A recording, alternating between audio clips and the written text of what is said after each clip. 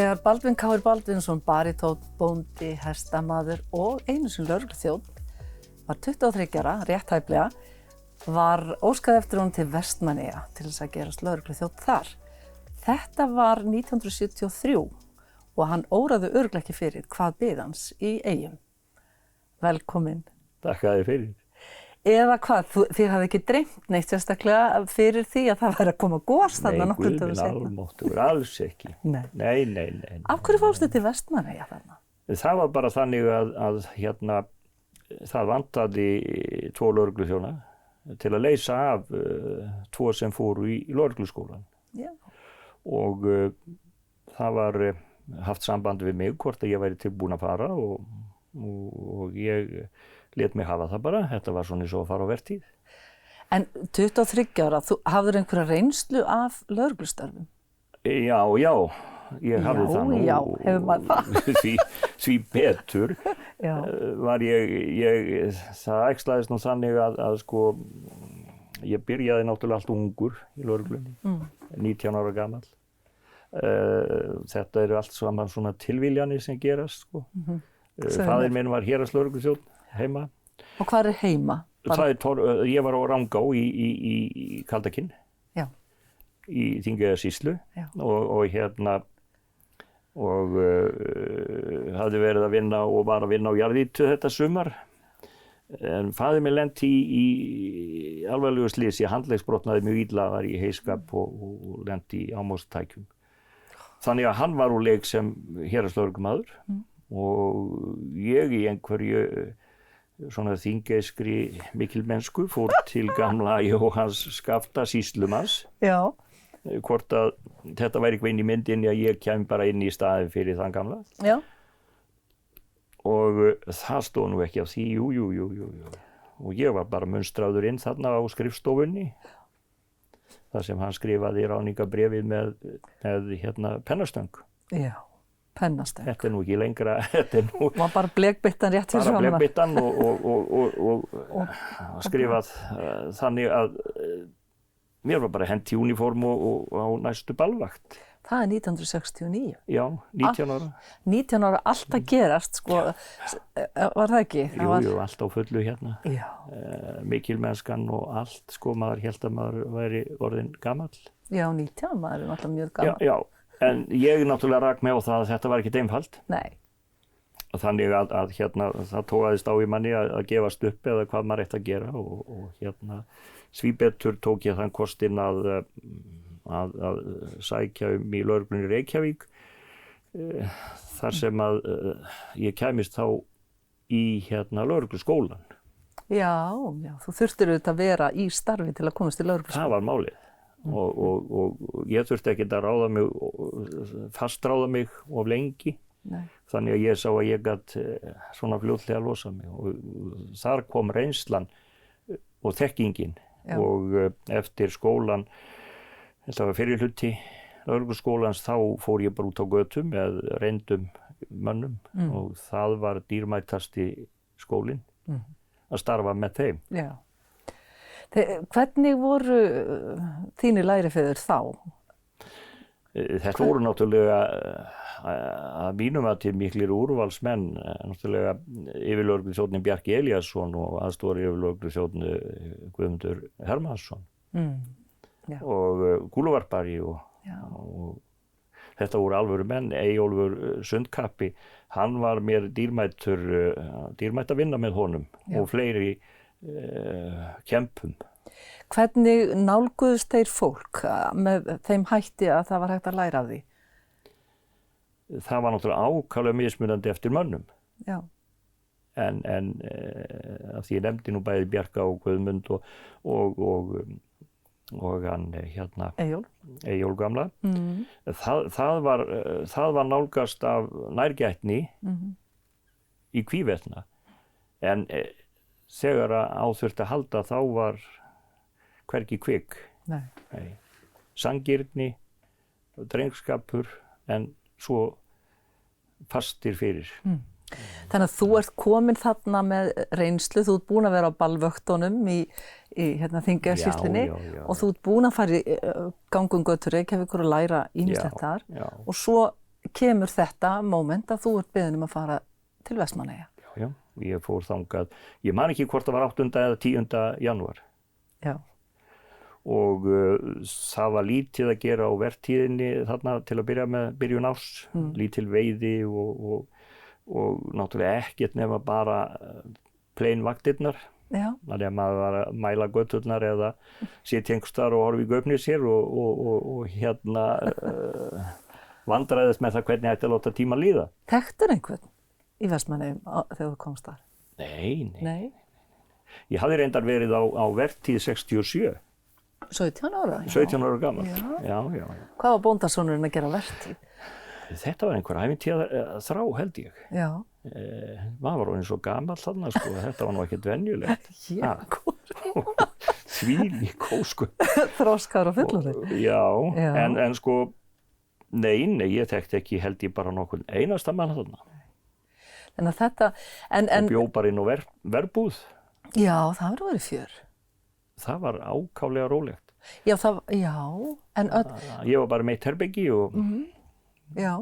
Var í rólegheitum. Og mætti bara á þína dagvaktir eða og hvað? næturvaktir og þannig að sko inn örlagaríka nótt þá átti ég að byrja klukkan 6 morguninn en var ræstur rétt upp úr 2 og hérna kom þarna inn lögreglumaður bara og sagði mér að það væri farið að gjósa og ég náttúrulega skildi hvorki upp né niður og dreif mig í gallann og þegar ég kom út þá blöstu ósköpin við og maður sá ekki betur en að sko gosið væri bara að koma þarna niður í bæinn.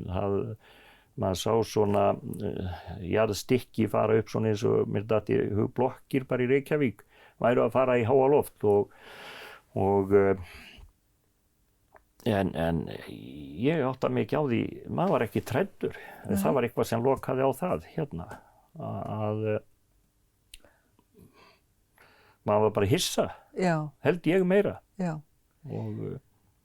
Og virtust þínir kollegar vera bara, þeir voru komnir í þetta bara ykkar starf, það var að gera hvað? Þetta bara gerðist, það var bara einhvern veginn að lifa með því og bara þarna alla þessa nótt.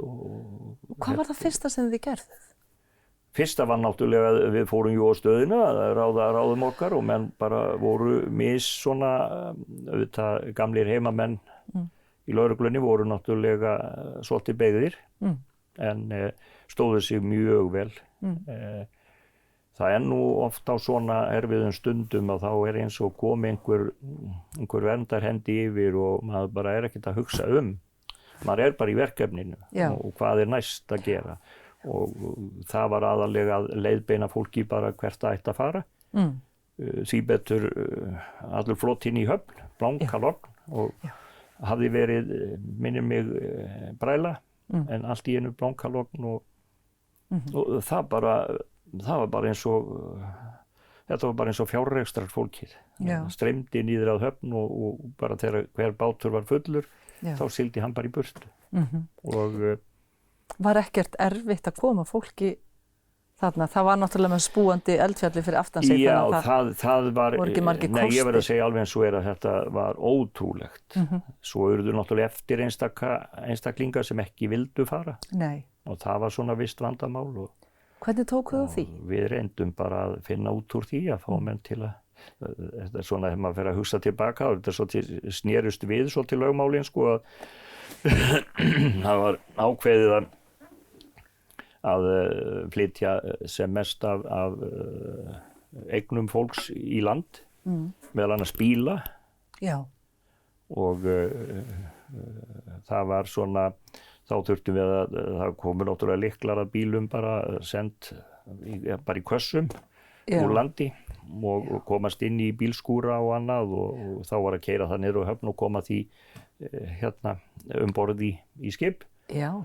Og það var náttúrulega, eins og ég sagði, að það snerist við svolítið lögmálið að við vorum farnir að stela bílum því að þeir sem voru atvinnubílstjórar og með stærri ökutæki, þeir vildu náttúrulega hafa þau áfram og ætluðu að hafa vinnuna áfram. Já. Í Eyjum. Já. Og við vorum að stela bílunum og keyra og þeir komu hlaupandi á eftir okkur, jafnvel. Þannig við vorum að hlæja af því stundum Já. að nú er búið að snúa dæminu við. Þið var orðnir þjófarnir. Já. Já. En náðu þið einhvern veginn að halda ró ykkar þennan mikilvæga sólarhring fyrsta? Já, og fyrstu sólarhringana sko, það var ótrúlegt alveg og það var náttúrulega ekki tækt að sofa. Já, nei. Hávaðinn var svo hrikalegur. Já, frá gósinu. Og það var ákveðið að fljúga með okkur í land sem vorum búin að vera frá byrjun. Já, á hvaða degi var það? Eftir 3 sólarhringa. Hafður ekkert sofið í 3 sólarhringa? Nei, ég get varla sagt það. Það var svona, við reyndum að leggja okkur bara á lögreglustöðinni. Það var eiginlega ekki hægt. Nei. En þetta svo skrítið, við vorum að reyna svo að bjarga húsum og með því að reyna að fara sjálfur að moka og nafnstökum og gjalli og annað og sátum svo inn á lögreglustöðu vorum að reyna að næra okkur eitthvað. Og þá fórum við að heyra brak, engum hafði dottið í hug að líta upp á þak á lögreglustöðinni. Nei. En svona eru bara tilvíðanirnar. Já. Þannig að við fórum bara að moka þar. Hvað heldur á þessum tímapunkti hafi svona snert þig mest? Hvað einhvern veginn fór mest inn í sálina þína? Það er nú svo skrítið með það að allan þennan tíma þarna í upphafi og þetta þá einhvern veginn það var bara eins og maður væri dofinn og Gekk bara leiðslu? Var bara að fara í næsta verkefni. Það var náttúrulega þarna fyrstu nóttina að koma sjúkrahúsi og elliheimili fólki þá kom einmitt flugherinn á Keflavík heldur betur. Já. Það komu þyrlur og þar sá maður hvernig unnið sko faglega. Já. Það var bara 1, 2 og 3 og bara tiltu sér bara niður við þarna rétt við elliheimilið til þess að gera. Já. Sjúkrahúsið eða já, þetta nú í minningunni orðið svona fjarlægt svolítið en svo bara þegar við búið að fylla þá bara beint upp og næsta vél og þar var hvergi hik á neinu. Nei. Og þetta tók ekki augnablik. Þannig að Hver hélt utan þetta í raun og veru að stýra þessu björgunarstarfi? Það var náttúrulega sýslumaðurinn og yfirlögregluþjónninn sem að stýrðu. Þeir voru borð í varðskipi þarna fyrir utan og stýrðu þaðan. Já.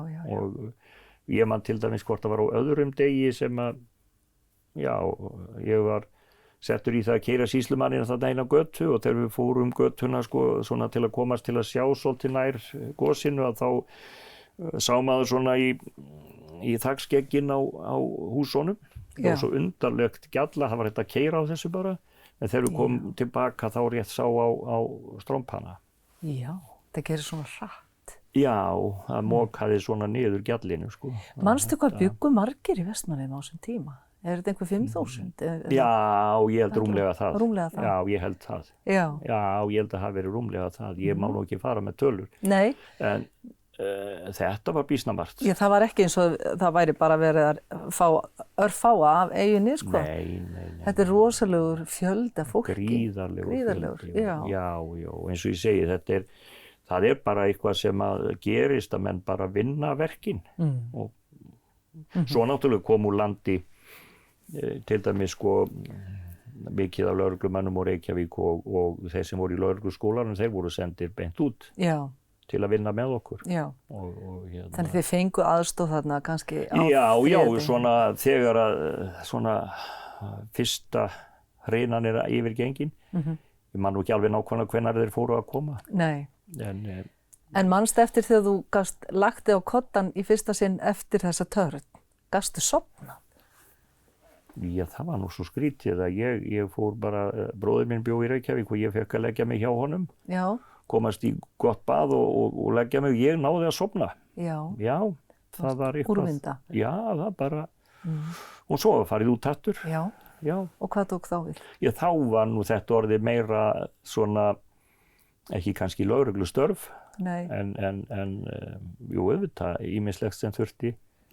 Það voru náttúrulega að koma, það var skrítið sko, það var, ég man held ég hvort það var aðra nóttina, sem við vorum að fara, við höfum líkil að bakaríi sem við máttum fara og sækja okkur brauð og svona, áður en var komið nokkuð búið að ganga frá þannig að væri hægt að elda einhver staðar og, fyrir okkur og það var svo dimm þoka einhvern veginn, eða svört, blásvört. Það maður sá ekki fram á hendurnar á sér, það var sko skrítið andrúmsloft. Já. Og ég held að ég megi fullyrða þá nótt, þá dó einn maður sem var í kjallara á húsi. Já. Það var þá kom í ljós að þarna var í gangi sko,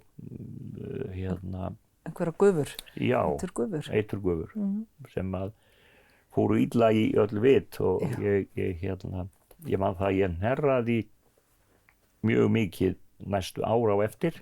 Já. Og þá kom í ljós að það hefði skemmst í mér slímhúðin í nefinu og þannig að... Var einhver að velta þessu fyrir sér á þessum tíma? Nei, ekki nokkur maður. En er þetta eina dauðsfallið? Já, því betur. Þannig að það var einhver verndarhendi þarna yfir. Já. Síðan náttúrulega farið að koma með alls konar búnað og mikið að hjálparsveitum og fólki að moka af þökum og bjarga því sem bjarga var. Já. Og, Þér tíðrætt verndarhendi, ertu trúaður? Trúirðu á þessa vernd sem við getum haft? Já, það geri ég. Já. Það liggur nú.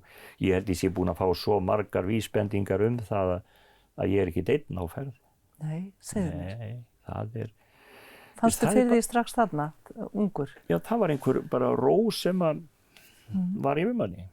Og Og tengjur það við verndina, almættið? Já. Segðu mér meira.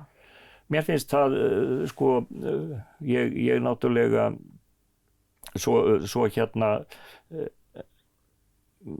til þess að klára nú þetta þarna, þá er þetta nú orðið þannig að þetta er orðið minna lögreglustarf þarna, heldur svona hjálparstarf í mokstri og eitthvað slíkt. Já. Og þá lendir karlfaðir minn enn og aftur í slysi, velti bíl og viðbeinsbrotnaði illa. Já. Og hann var þá með kýr og kindur og af því að þetta var nú komið svona þá fekk ég nú mig leystan bara frá, ég man nú ekki hvort ég var búin að vera þarna í hálfan mánuð eða þetta er nú svo tegjanlegt þannig, dagsetningar voru ekki skrifaðar. Nei. Nema það að ég fer heim og fer bara að vinna við búið og átti konu reyndar og dóttur þá. Já. Sem fæddist 72, þannig að giftum okkur 30. desember 72, þannig að maður var nú svona bara... Þú varst nýgiftur maður? Já, þegar ég fór í þetta. Já. Og með bara kornabarn. Já. Og svo var maður bara ekkert að hugsa um þetta. Nei. Meira. En þú setti þetta bara Vestmannaeyja pakkan einhver starf? Já, ég átta mig ekki bara alveg á þarna hvar hann var, fyrir en að það er sýnd í sjónvarpinu heimildamynd Vestmannaeyjar, eða gosið. Já. Og ég horfi á það og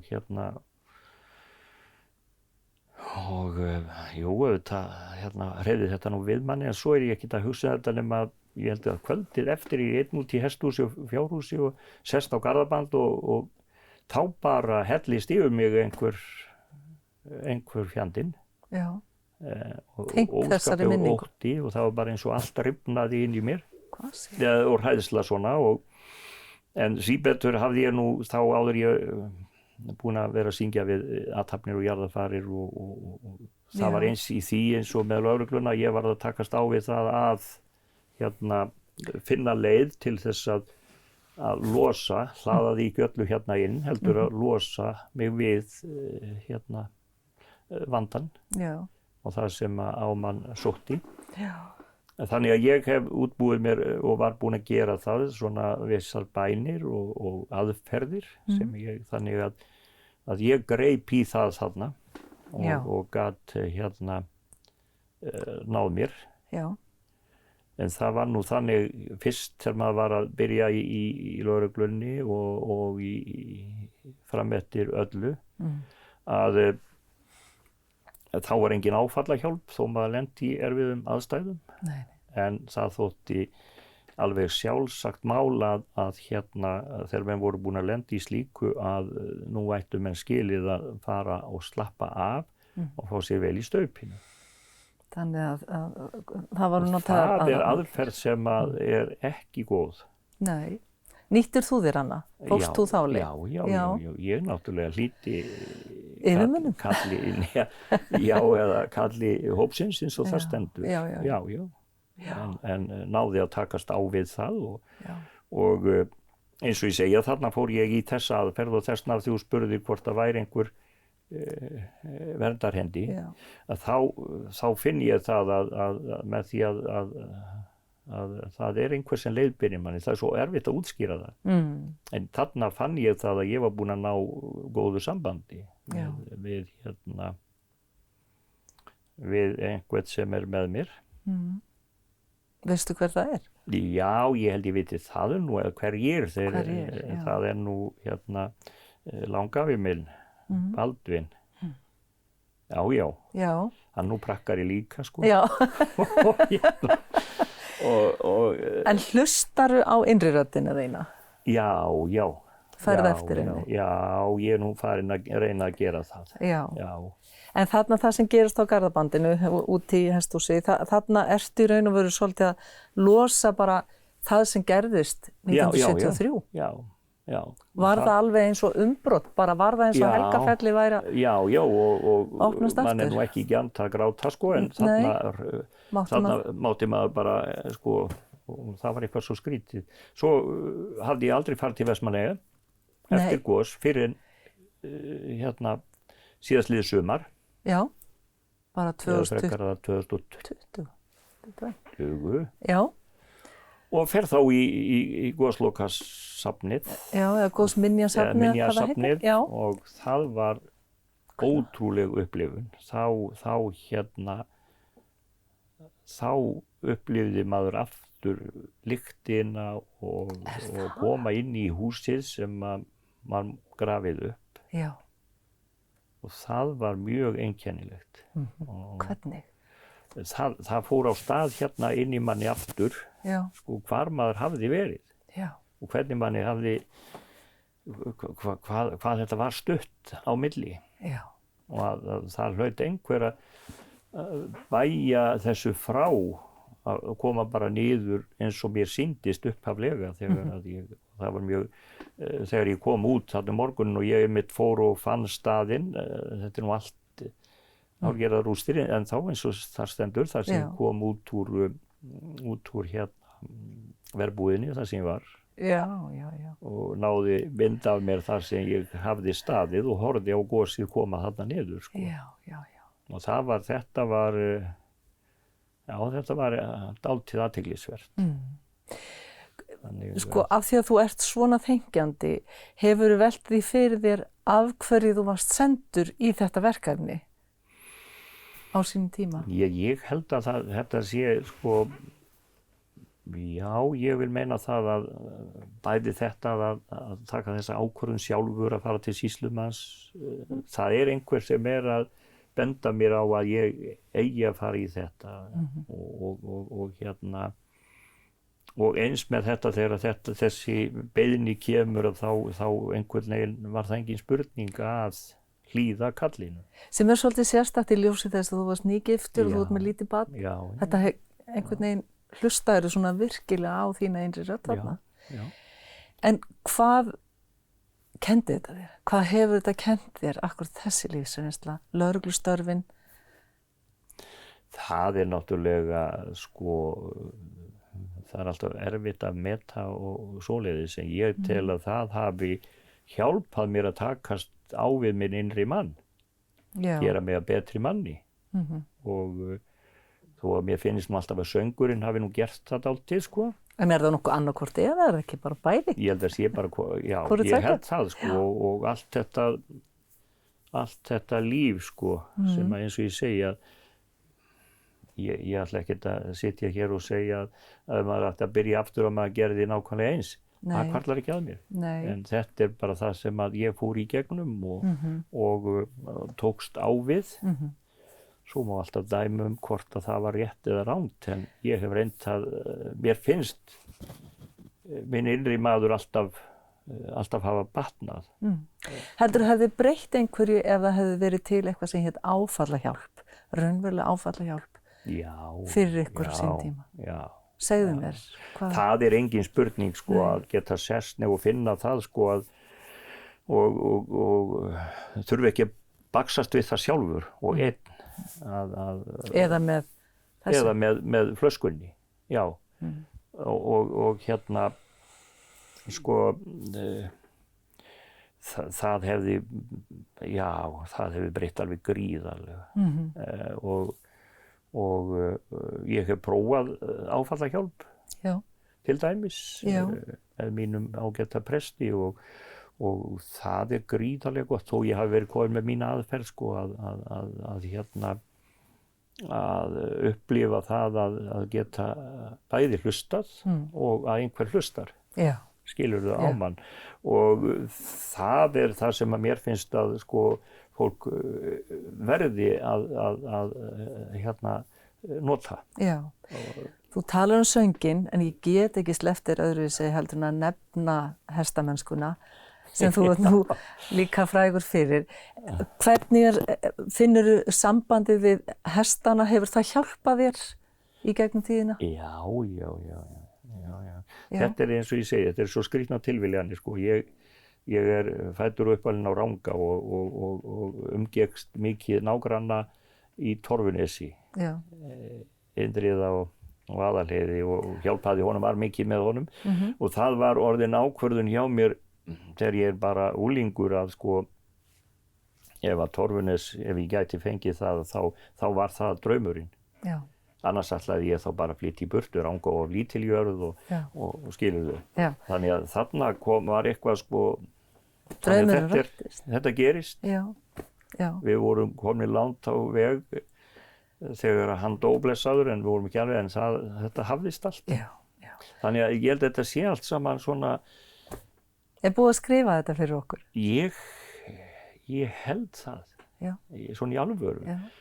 Ef maður hlustar bara á innri röddina og trúr sjálfum sér, þá verður maður trúr öðrum. Það bara þannig. Og trúin svo öflug ef maður þorir að nota hana og bænina. Það bara, finnst mér, frumskilyrði til þess að maður nái að vera í jafnvægi. Þetta falleg lokaorð, Baldvin. Mér langar náttúrulega að heyra þig syngja, en ég geri það bara með öðrum hætti. Takk fyrir að koma og segja okkur akkurat þessa sögu. Takk að þið fyrir. Gangið sem best. Verðið góðu, takk.